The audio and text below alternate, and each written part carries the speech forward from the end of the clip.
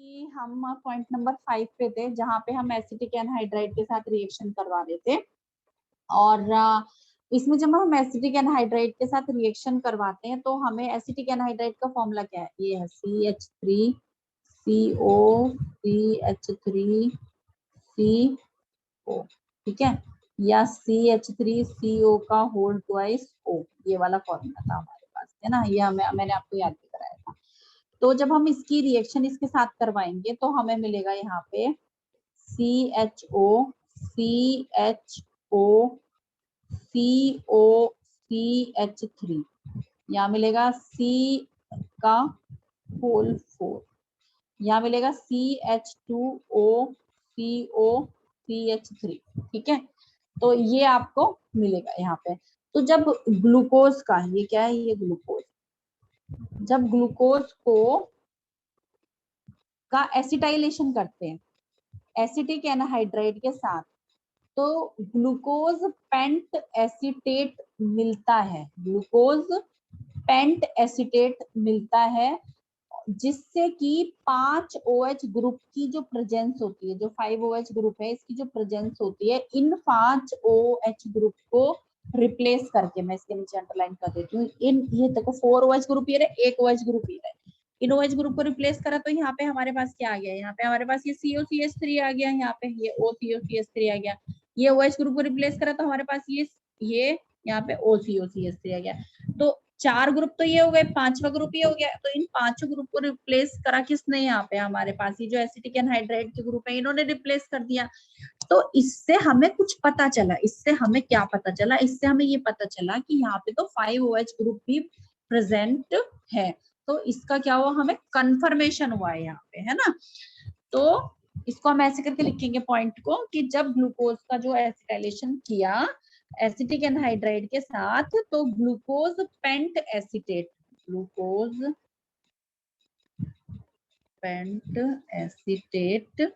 हमें मिला। इससे 5 OH ग्रुप की प्रेजेंस का कंफर्म हुआ। और ये जो 5 OH ग्रुप है ये अटैच्ड है अलग अलग इन कार्बन एटम के साथ। तो ये हमें पता है ये बात, क्योंकि अगर हम इसको ओपन करके लिखेंगे तो CHO फिर CHOH ऐसे करके आएगा। अगर हम इसको ओपन करके लिखेंगे CHO CHOH CHOH CHOH CHOH CH2OH ऐसे करके आएगा, है ना। लेकिन अभी हम इसको नहीं याद करें क्योंकि ये OH का थोड़ा सा पोजीशन का भी हम देखेंगे आगे स्ट्रक्चर में, तो हमें इसको जरूरत नहीं है अभी देखने की। इसको मैंने इसके कट कर दिया। So formation of glucose pent acetate in presence of acetic anhydride confirm the presence of OH group on different carbon atom, ठीक है। अलग अलग कार्बन एटम पे हमें ये देखने के लिए मिलेगा, ठीक है। चलो अब हम आगे की तरफ बढ़ते हैं।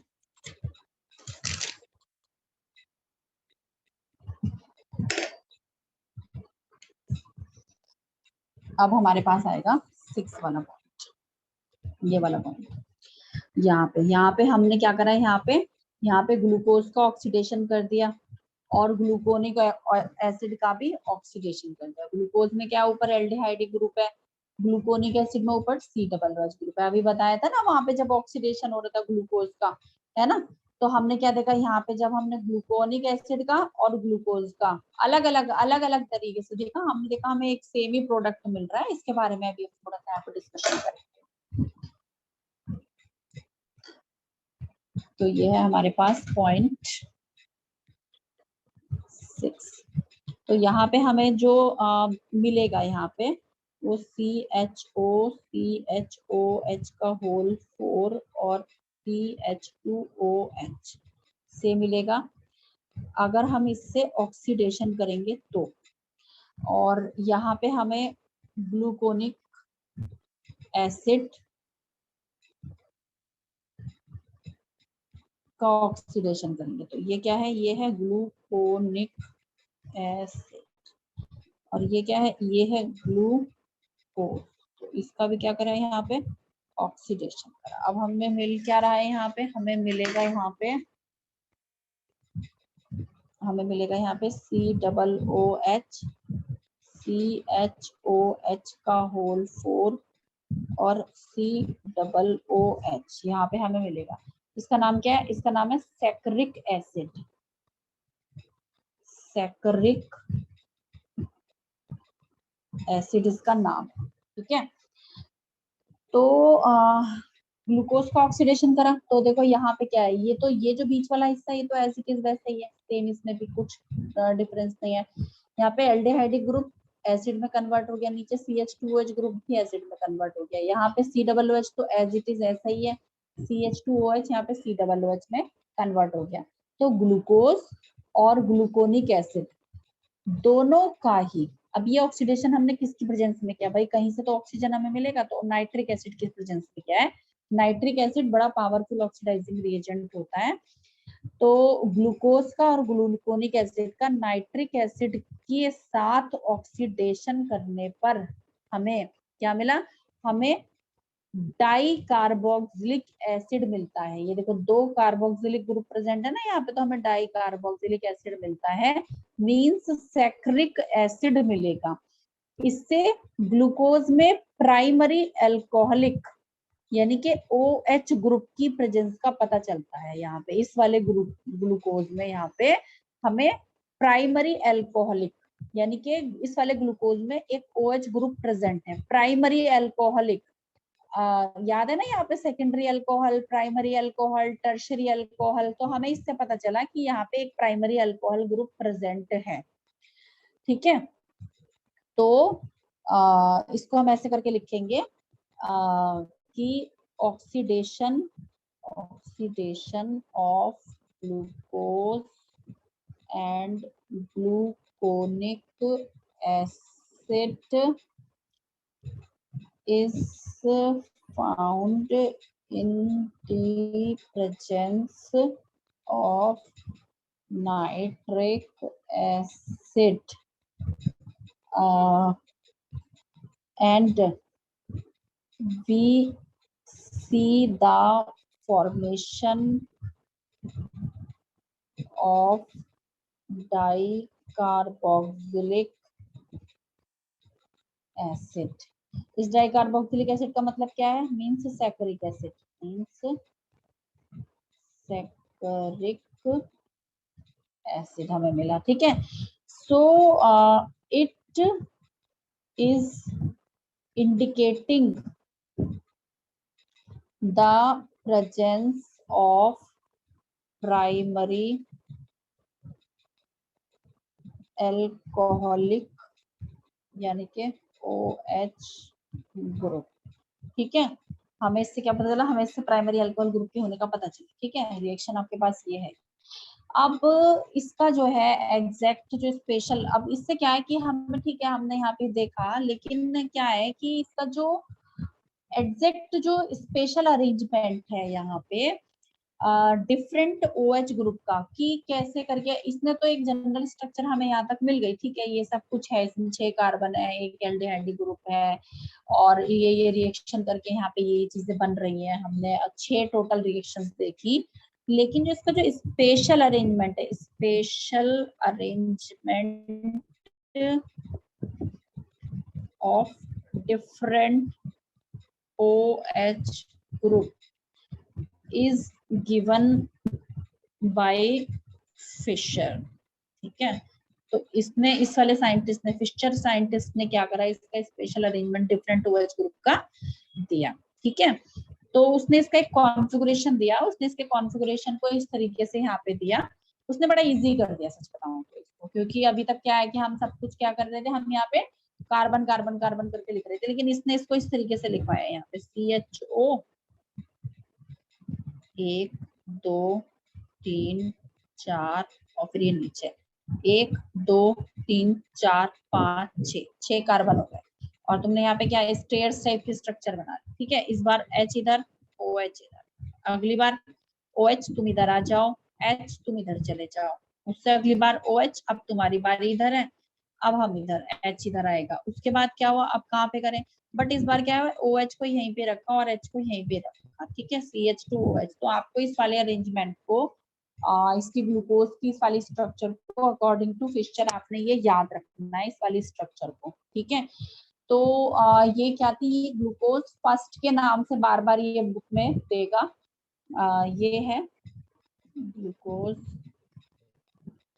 फर्स्ट के नाम से, ठीक है। यहाँ पे अच्छा यहाँ पे ये वाली जो स्ट्रक्चर है, इस वाले स्ट्रक्चर को भी मैंने यहाँ पे ड्रॉ किया है। ये ग्लूकोज फर्स्ट के नाम से दे रखा है, ये सेकंड के नाम से, ये थर्ड के नाम से दे रखा है अभी, लेकिन ये ग्लूकोनिक एसिड वगैरह नहीं है, तो अभी देखो मैं बताती हूँ कैसे। तो ये तो थी हमारी ग्लूकोज फर्स्ट की, लेकिन ग्लूकोनिक एसिड का और सैक्रिक एसिड का भी इसी तरीके की एक स्ट्रक्चर दी हुई है। तो ये देखो COOH, और फिर से हम वही फिनोमेना अप्लाई करेंगे, 1 2 3 4, नीचे हमने लिख दिया CH2OH, कोई टेंशन वाली बात नहीं है, सब में सॉरी यहाँ H रह गया, यहाँ CH2OH कर लेना। और यहाँ पे हम क्या करेंगे, देखो यहाँ HOH, यहाँ पे OH, HOH, फिर HOH, सिंपल था ये, आपको याद रहेगा, कोई टेंशन वाली बात नहीं। HOH, OH, H, OH, HOH, same सारा यही, इससे नीचे का जो सिस्टम है, इससे नीचे का जो सिस्टम है वो सारा सेम है, लेकिन ये ग्लूकोज फर्स्ट है, और ये है, ये ग्लूकोनिक एसिड, ये है ग्लूकोनिक एसिड, ठीक है।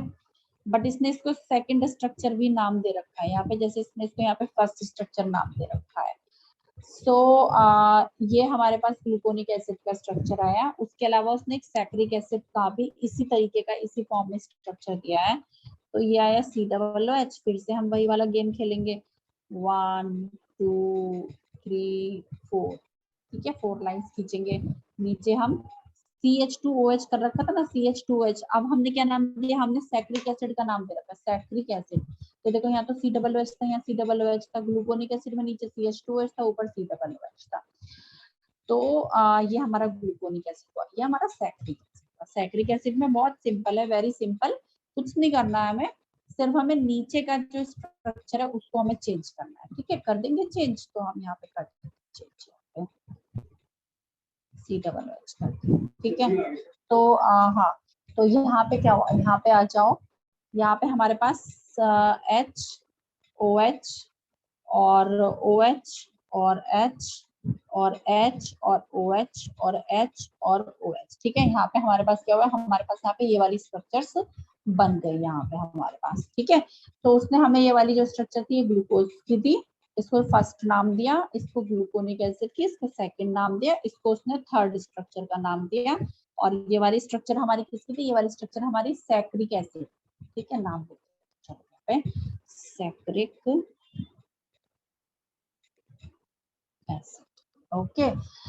सो उसके, ये तो देखो उसने यहाँ पे तीनों स्ट्रक्चर दे दिया। अब उसने यहाँ पे इनकी D और L फॉर्म को रिप्रेजेंट किया कि किस तरीके से D और L फॉर्म में ये इनको रिप्रेजेंट किया जाता है, और कैपिटल D और L या प्लस और माइनस के साइन से किस तरीके से यहाँ पे शो किया उसने, उसके बारे में यहाँ पे बताया गया है, ठीक है। तो इसको ग्लूकोज को अगर correctly D plus minus glucose के नाम से उसने यहाँ पे दिया है, इस वाली स्ट्रक्चर को उसने D, capital D plus minus glucose के नाम से यहाँ पे उसने दिया है यहाँ पे, है ना। तो D कॉन्फ़िगरेशन, D जो है कॉन्फ़िगरेशन को रिप्रेजेंट करता है, और ये जो है जहाँ पे जो प्लस है वो डेक्स्ट्रो रोटेटरी नेचर को रिप्रेजेंट करता है, और जो जैसे आप लोगों ने पहले भी ऑप्टिकल एक्टिविटी के लिए नाम सुना होगा D और L फॉर्म में, तो D डेक्स्ट्रो रोटेटरी था और L लीवो रोटेटरी था, है ना। तो यहाँ पे भी सेम अब वही चीजें चलनी शुरू हो गई है। तो ग्लूकोज को यहाँ पे क्या है, correctly D plus minus glucose नाम दिया, एक मिनट में नाम लिख दू यहाँ पे, glucose is correctly named as D plus minus glucose, ठीक है। अब ये जो है ना, अगर जो कैपिटल डी लगा देंगे हम ग्लूकोज के नाम से पहले तो कॉन्फ़िगरेशन चेंज हो जाएगा। अगर हम एल नाम लगा देंगे तो भी हमारे पास क्या होगा, कॉन्फ़िगरेशन चेंज हो जाएगा।